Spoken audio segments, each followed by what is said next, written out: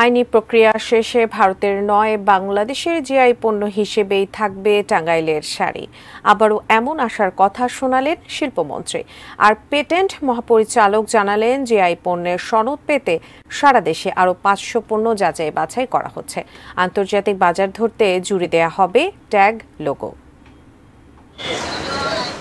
গেল 1 ফেব্রুয়ারি ভারতের পশ্চিমবঙ্গ টাঙ্গাইল শাড়িকে নিজেদের ভৌগোলিক নির্দেশক জিআই পণ্য হিসেবে স্বীকৃতি দেওয়ার পর টনক নড়ে বাংলাদেশের। এরই ধারাবাহিকতায় জিআই হিসেবে স্বীকৃতি পেতে ডিজাইন, প্যাটেন্ট ও ট্রেডমার্কস অধিদপ্তর ডিপিডিটিতে আবেদন পড়া 14টি পণ্যের সনদ বিতরণ করতে বৃহস্পতিবার রাজধানীর বেইলি রোডে ফরেন সার্ভিস একাডেমিতে এক অনুষ্ঠানের আয়োজন করে শিল্প মন্ত্রণালয়। অনুষ্ঠানে নিজস্ব পণ্যের স্বীকৃতি দিতে পণ্যের গুণগত মানসহ কাজ করার আহ্বান জানালেন শিল্প সচিব।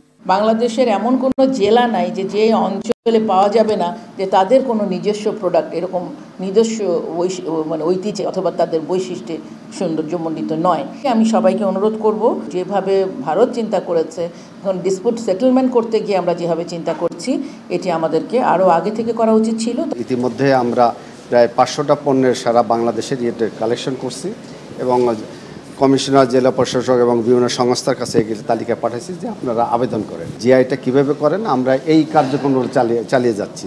এ সময় টাঙ্গাইল শাড়ির জিআই প্রসঙ্গে শিল্পমন্ত্রী আশ্বস্ত করলেন, আইনি লড়াই শেষে মালিকানা পাবে বাংলাদেশি। আইনি প্রক্রিয়া সেটা আমরা গ্রহণ করেছি। আমাদের এমবেসি আছে দিল্লিতে এবং আমাদের টাঙ্গাইলের যে ডিসি সাহেব আছেন তার মাধ্যমে আমরা সেখানে আমাদের আইনজীবী নিয়োগ করা হয়েছে। সেখানে আমরা আইনগতভাবে তাদের এটা এবং বিশ্বাস করি যে এটা আমাদের পণ্য আমাদেরই থাকবে। এছাড়া প্রচারেই প্রসার নীতিতে জিআই পণ্যের বাজার সম্প্রসারণে দূতাবাসগুলোকে আরও তৎপর হওয়ার তাগিদ দেন মন্ত্রী। মাহাদি সেকেন্দার, এটিএন নিউজ, ঢাকা।